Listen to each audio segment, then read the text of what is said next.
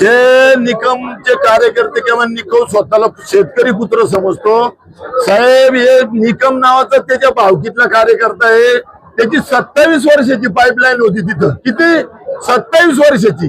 ती त्याच्या वावरातून त्यांनी काढली. त्याची 35 गुंठ जमीन काढली. त्याला पाईपलाईन करून देत नाही. तहसीलदार गेलो न्याय मिळत नाही. पोलीस स्टेशनला गेलो न्याय मिळत नाही. मग हा शेतकरी कसा काय? जर देवदत्त निकम कोण अन्याय करताय? निकम त्या निकमचं नाव काय? लक्ष्मण निकम. त्यांना पाईपलाईन करून देत नाही होती साहेब. ती यांनी काढून टाकली. मुद्दामावर केलं. त्याची पाईपलाईन काढून टाकली. त्याला पाईपलाईन करून देत नाही. आता 3 महिने झाले. जर 35 गुंठ वावर पडली. कारण असेल ना? काहीच कारण नाही साहेब. फक्त त्याच्या विरुद्ध उभं राहिला होतो म्हणून. दुसरं काही कारणच नाही. म्हणजे हुकुमशाही. आणि तो म्हणणार जो एकच नाही शेतकरी पुत्र साहेब. आता साहेब कांदा 250 रुपये चाललाय. हे चाललाय चांगला भाव चाललाय. हा सभापती होता ना साहेब. माझ्या पट्टे 320चा 34 रुपयांनी कांदा मोडला होता. तो मोर्चा बिरचा काढला. देवदत्त निकम असं म्हणतात मी आंदोलन केल्यामुळे बाजारभाव वाढले. असं मुळीच नाही साहेब. हे वाढणारच होते. सगळ्या शेतकऱ्यांना माहिती होतं म्हणून शेतकऱ्यांनी भरलं नव्हतं. भाव हा अतिवृष्टीमुळे कांद्याचं नुकसान झालेलं आहे. कांदे सडलेत. भाव होणारच आहे. त्याच्या आंदोलनामुळे काहीच नाही झालं सर. या देशामध्ये प्रत्येक शेतकरी नागापूरच्या ठिकाणी उपस्थित झाले. हे बघा यांची कुठे येतो निकम? कुठे येतो? काही म्हणू इकडे हे लक्ष्मण साहेब. मग शेतकऱ्याची पाईपलाईन कधी अडवत नाही. शेतकऱ्याचा रस्ता कधी अडवत नाही. या काहीच करत नाही. आणि हा पाईपलाईन करून देत नाही. रस्ता लोकांना देत नाही. त्या दिवशी केळात कुठं पाणी घुसलं थोडस तर लगेच सगळीकडे टाकलं. नदीचं पाणी माझ्या केळीमध्ये. अरे तिथे जमीन कशी घेतली तू? त्या नागापूरच्या लोकांना विचार. अशी झाली फुकटपती. तुम्ही हे सगळं मांडायला एवढा उशीर का लागला तुम्हाला? आम्हाला कोणी पत्रकार पडलं का आम्हाला बोलूनच देत नाही. तुम्ही लोक आता तुम्ही पाहुणे आहेत आमचे भेटले तेव्हा तुमच्या जवळ म्हणलं आपलं तू मांडावं. एवढंच म्हणणे आहे माझं. काय नाही बाबा. शेतकऱ्याची पाईपलाईन अडत नाही. कधी रस्ता अडत नाही तर त्यांना सांगा तेवढी त्या निकमची तेवढी पाईपलाईन कर बाबा. करू दे बाबा. त्याला कशाला अडवतो? शेतकरी आहेत. शेतकरी पुत्र आहेत. शेतकऱ्याला कशाला अडवतो? हीच आमची विनंती आहे. दुसरं काय नाही. त्याची गरीबाची जमीन 1 एकर. हे बघा यांची बिचारायची पाईपलाईन. नेमका प्रॉब्लेम काय आहे सांगा. तुमचं नाव काय? लक्ष्मण महादेव निकम. बरं. देवदत्त निकम यांनी तुमची नेमकी अडवणूक काय केली? पाईपलाईन अडवली माझी. त्याचं कारण काय आहे? काय तर त्यांना माहिती. तुम्ही त्यांना विचारलं?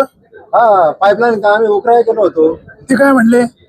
ते त्यांनी सांगितलं की त्या पाईपलाईन करायची नाही. का बरं करायची नाही? आता त्यांनी काही विचारलं नाही. तुमची शंका आपण दूर करू.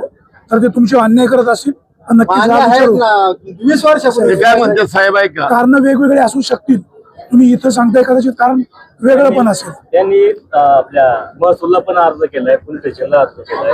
साहेबांना पण अर्ज केलाय. पण त्याची काय अजून तहसीलदार वगैरे दखल नाही. साहेब तालुक्याचे आमदार तुमचे आहेत. अधिकारी आमदारांचं ऐकत नाही का? मग ऐकतात ते. मग अधिकाऱ्यांनी कारवाई केली पाहिजे. देवदत्त निकम कोण लागून गेले तर अन्याय होत असेल तरी त्यांना न्याय मिळला पाहिजे ना. आपला 14 तारीख आहे साहेब. तहसीलदार पुढे 14 तारीखला निकाल होईलच त्याचा साहेब. 14 तारीख आहे. मग आमचं काय म्हणणं आहे साहेब. जर शेतकरी समजता तुम्ही स्वतःला तर शेतकऱ्याला कधी अडवतच नाही. हा हे आमचं म्हणणं आहे बाबा. तुम्ही त्याची पूर्वी होती ना साहेब. ती पाईपलाईन 20 वर्षापूर्वीची. नवीन असेल तर ठीक आहे. लेवलमुळे वर आली. आता ती परत करून द्यावा त्यांना ना यांनी. ही आमची विनंती आहे. दुसरं काय विनंती आहे साहेब. आणि शेतकरी पुत्र आहे म्हणून शेतकरी कधी शेतकऱ्याला अडवत नाही. तुमच्या प्रयत्नाला नक्की यश यावं. ही आमची तुम्हाला विनंती. 100% आमची तुम्हाला विनंती सर. 100% ज्या वेळेला उभा राहिलो मार्ग निघेल. विधानसभेला मी ज्या वेळेला फॉर्म भरला उभा राहिलो. हा तर त्याचं म्हणणं असं आहे का त्यावेळेला मी म्हणलो होतो का भावकीचा काही याच्याशी काय संबंध नाही काही. तर तो म्हणतो त्याला भावकीचं काय घेणं देणं नाही. तर आता भावकी बघा तो कधी पाईपलाईन कशी करायची तशी. 2 विषय वेगळे आहेत. तुम्ही विधानसभा निवडणूक लढू शकता. तुम्ही वळसे पाटलांच्या विरोधात निवडणूक तुम्ही लढवलेलीच आहे. तो काही विषय नाही. प्रश्न असा आहे जमिनीच्या 3 फूट खालून तुम्ही पाईपलाईन नेऊ शकता. देवदत्त निकम अडवू शकत नाही. आपण त्यांना निश्चित जाब विचारू. दादा तुम्हाला एक प्रश्न आहे. बोला सर. दुधाचा बोका त्याच्यानंतर काका, त्याच्यानंतर आका, अशी तालुक्यामध्ये चर्चा होते. हा बोका कोण, काका कोण आणि त्यांचा आका कोण? आता साहेब मुंडे साहेब हे आणि साहेबांनी विधानसभेमध्ये सांगितलंय, त्या हापकींच्या सदनात सांगितले, या एफडीएच्या संदर्भात सांगितले की हाबीदची मुंडे साहेबांकडे हे दिलंय ना एफडीएचं, तसंच ते हापकींचं पण त्यांच्याकडे द्या. त्यामुळे आता मुंडे साहेब सांगतीलच आका कोण, बोका कोण, काय कोण सांगतील ना साहेब. आता काकाचं थोडं चुकलं असेल आता कदाचित, पुतण्या म्हणायचं तर तो म्हणला भावकीतले तर हाय म्हणलं ना साहेब. देऊ का तुम्हाला एक डबा? मायक आहे त्याचा कोर्टातला डबा, सांगा ना काय कोर्टात ते तो म्हणला होता जे त्याच्या पुतण्याने ज्या वेळेस त्या मला कोण म्हणाल? देवदत्त निकम म्हणाला. काय म्हणाले? ते म्हणाले की हा माझा कोणच नाहीये, तोची जमीन वेगळी, त्याचे 7 बारा वेगळे, त्याचे गट नंबर वेगळे, त्याचा द्राक्षाचा बाग वेगळा, माझा त्याच्याशी काही संबंध नाही. तेही त्या वेळेला म्हटलं तर ना देवदत्त निकम त्या घनश्याम निकम बाबत. पुतण्याचं नाव माहिती आहे? घनश्याम निकम. देवदत्त निकम कोर्टात काय म्हणाले? काही हा याचा माझा काही संबंधच नाही, त्यांची जमीन वेगळी, त्याचा द्राक्षाचा बाग असं वेगळे. म्हणल्याचं तुमच्याकडे काय पुरावा? हा असं म्हणल्याचं तुमच्याकडे काय पुरावा? पेपरला बातमी आली माझ्या पुरावा आहे ना. हा काय तर मी काय खिशातच घालून नकोय तू. हा काय माझ्याकडे लेखी पुरावा आहे साहेब, लागलं तर त्याचा फोटोही काढा तुम्ही. निश्चित बोलला. हे काय तुम्ही बघा, हा पुरावा आहे माझ्याकडे तो म्हणल्याचा. या देवदत्त निकम बोलतात एक आणि करतात एक. करतात एक, बोले तसं चाले त्याची वंदावी पाऊले. यांचा प्रश्न आपण सोडवायचा निश्चित प्रयत्न करू. हा करावा सर, हीच विनंती आहे आमची. धन्यवाद. शेतकरी पुत्र आहे ना, मग शेतकऱ्याला मदत करा, ही आमची विनंती आहे तुम्हाला. धन्यवाद. का पाईपलाईन आडो, रस्ता आडो, हे कंच आहे. आमच्या तालुक्याच्या नेतृत्वावर पूर्ण विश्वास आहे की ते कोणत्याही आका बोक्याचे पात्र कधीच करणार नाही, आयुष्यात कधी केली नाही. हे सर्वसामान्य कार्यकर्ता नव्हे, ते सर्वसामान्य शेतकरी म्हणून आम्हाला विश्वास वाटतो की ह्या तुला आका बोका सुद्धा साहेबच शोधण्यात मदत करतील नक्की.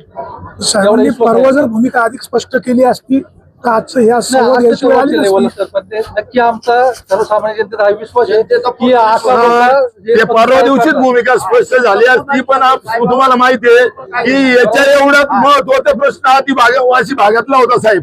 4-5 गावातले जवळजवळ 1000 लोक दरडी खाली सापडून मारण्याची भीती होती.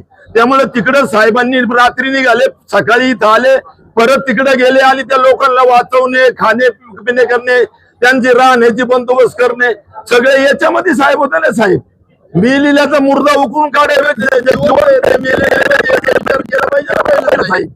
मेलेल्याचा विचार करता आणि आका बोका काय असेल साहेब ते मुंडे साहेब सुधूनच काढतील, पण उकरून काढतील. आणि त्यांनी निकमनी पण असा एक प्रश्न केला होता, तुमच्या ध्यानात आहे का नाही, तर मी स्वतः 3 दिवसापूर्वी नरहरी चिरवाळांशी बोललोय, एफडीएचे मंत्री आहेत त्यांच्याशी मी बोललोय, सगळ्यांचं बरोबर होणार आहे.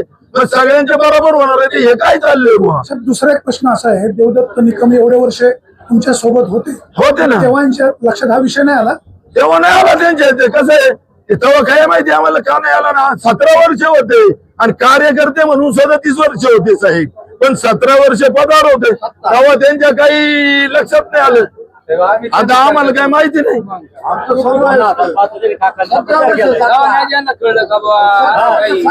कमी वयात आणि आता लय बोलायसारखे साहेब, मला काही बोलू शकत नाही. जेव्हा परत काही गोष्टी होतील तेव्हा मी तुम्हाला बोलेल. या दुधाच्या भ्रष्टाचारामध्ये जे लोक आहेत ना, आता पकडले ते सगळे त्याच्या बरोबरचे कार्यकर्ते. तुम्ही बघा त्यांचे फोटो बघा, हे बघा, प्रचारात बघा, जेवणाने फोटो काढलेले बघा, रॅलीमध्ये बघा, सगळे त्याच्या बरोबरचे कार्यकर्ते. संदीप लोढा त्यांच्या सोबत होते ना. संदीप लोढा त्यांच्या बरोबर, पंचायत समितीचे उमेदवार त्यांच्या बरोबर.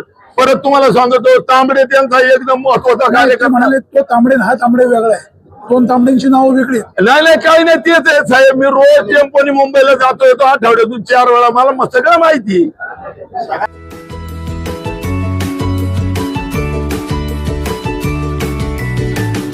बातम्या शेतीच्या,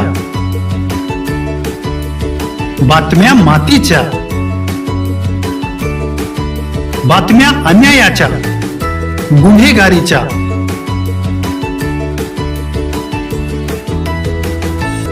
राजकारणाच्या आणि समाजकारणाच्या, शोषणाविरुद्ध बुलंद आवाज, जनसामान्यांच्या हुंकाराची गाज, सत्कार्याला प्रोत्साहन, दुष्कृत्याला अनुशासन, निर्भीड निस्पृह, सडेतोड, बेधडक आणि रोखटोक म्हणजेच विघ्नहर टाइम्स. शोध बातमीचा, ध्यास सत्याचा. आपलं चॅनल, आपली बातमी. सबस्क्राईब तर कराच, पण बेल आयकॉनवर क्लिक करायलाही विसरू नका.